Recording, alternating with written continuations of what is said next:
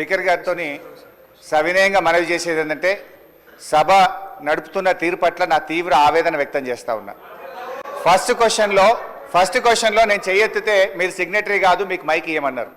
Third క్వశ్చన్లో signatory కానటువంటి వ్యక్తికి మీరేమో ఇప్పుడు మైక్ ఇచ్చారు. ఎందుకు ఇచ్చారని మేము అడగడం లేదు. సభా సాంప్రదాయాలు అందరికీ సమానంగా ఉండాలని సవినయంగా మీకు విజ్ఞప్తి చేస్తున్నాం. ఇకపోతే మా సీతక్క గారు ఒక మాట అన్నారు నా పేరు తీసుకొని, మీరు అప్పుడే డబ్బులు ఇచ్చి ఉంటే బాగుండేదని. ఎస్, నేను ఇచ్చాను. మా గౌరవ కేసీఆర్ గారి ఆదేశాల మేరకు పల్లె ప్రగతి కింద ప్రతి నెల 275 కోట్ల రూపాయలు మేము గ్రామ పంచాయతీలకు ఇచ్చాం. పల్లె ప్రగతి ప్రారంభమైన తర్వాత 3,300 కోట్ల రూపాయలు 3,300 కోట్ల రూపాయలు మేము గ్రామ పంచాయతీలకు ఇచ్చాం. ఒకవేళ మీరు ఆ పద్ధతిని కొనసాగించుంటే నెల 275 కోట్లు ఇచ్చుంటే ఇవాళ ఈ బకాయిలు ఉండేటియే కాదు అనేటువంటి విషయాన్ని మనం చేస్తా ఉన్నా. ఇవాళ కాంగ్రెస్ పార్టీ ఈ సర్పంచుల పాలిట పేద కాంట్రాక్టర్లు, ఎంపీటీసీలు, జెడ్పీటీసీల పాలిట ఈ హస్తం గుర్తు భస్మాసుర హస్తమై కూర్చున్నది. ఇవాళ వాళ్ళ ఉసురు పోసుకుంటున్నారు.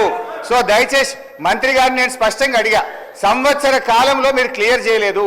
ఒక్క నవంబర్లో బడా కాంట్రాక్టర్లకు 1,200 ఇచ్చారు. అందులో సగం ఇస్తే సర్పంచ్ల బిల్లులు క్లియర్ అవుతుండే. ఎప్పట్లోకి ఇస్తారో స్పష్టంగా చెప్పండి అంటే త్వరలో ఇస్తాం, చూస్తాం, చేస్తామన్నారు. ఏడాది అయినాక కూడా చూస్తాం, చేస్తామనేటువంటి మరి బాధ్యతారహితమైన సమాధానం మంత్రి గారి నుంచి వచ్చినందుకు ఈ సభ నుంచి మా తీవ్ర నిరసన తెలియజేస్తూ వాకౌట్ చేస్తున్నాం. మినిస్టర్ గారు అధ్యక్ష, గౌరవ సీనియర్ శాసనసభ్యులు హరీష్ రావు గారు మాట్లాడుతూ ప్రతి నెల 270 కోట్ల రూపాయలు రిలీజ్ చేసిన తర్వాత బకాయిలు ఉంటాయి. అధ్యక్ష, మేము డిసెంబర్లో ప్రభుత్వాన్ని ఏర్పాటు చేయడం జరిగింది.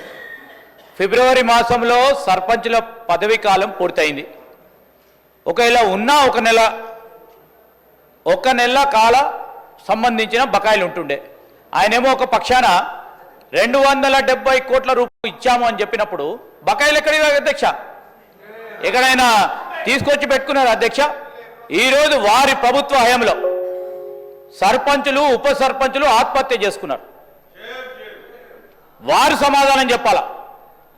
ఈరోజు గౌరవ మా పంచాయతీరాజ్ శాఖ మంత్రివర్యులు చెప్పారు, ఏ విధంగానైతే బకాయిలు మా నెత్తిపైన పెట్టి వారి ప్రభుత్వం ఆ రోజు మేము తీసుకున్న వారసత్వాన్ని ఒకటి తర్వాత ఒకటి పూరించే ప్రయత్నం చేస్తూ ఉన్నాం. ఈరోజు కూడా సర్పంచులకు కానీ, ఎంపీటీసీలకు సంబంధించింది కానీ, జెడ్పీటీసీలకు సంబంధించిన ఏవైతే బకాయిలు గత ప్రభుత్వాలు ఇవ్వకుండా పోయినాయో ఒకటి తర్వాత ఒకటి పూరించే కార్యక్రమం చేస్తూ ఉన్న సందర్భాన్ని ఈరోజు మరొక్కసారి మా గౌరవ సర్పంచులు, మాజీ సర్పంచులకి, ఇతర సభ్యులకు కూడా మేము మీ ద్వారా తెలియజేస్తా ఉన్నాం అధ్యక్ష.